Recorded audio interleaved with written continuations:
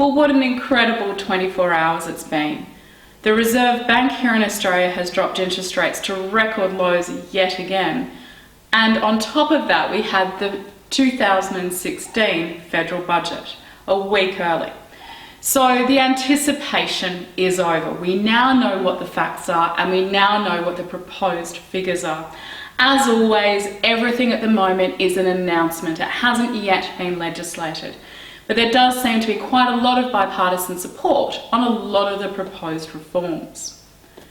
So what are the key things you need to be aware of? The first is that there have been significant changes to the amount that you're able to put into superannuation, both pre-tax and post-tax. So pre-tax are contributions like salary sacrifice, your employer contributions, and if you're self-employed, those personal deductible contributions that you make. Post-tax, it might be you've sold an asset, you've paid the tax outside of super, and now it's time to put a lump sum in.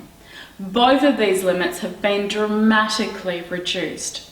So going forward, after this financial year, we do need to be prepared for some significant changes. But if you were planning on making any large one-off contributions to super before the end of this financial year, make sure you get in contact to make sure you're not going to breach any of the new limits. The other key thing, though, that we must take from this is that superannuation remains an incredibly tax-effective vehicle. It remains far more effective for many of us than investing in our own names.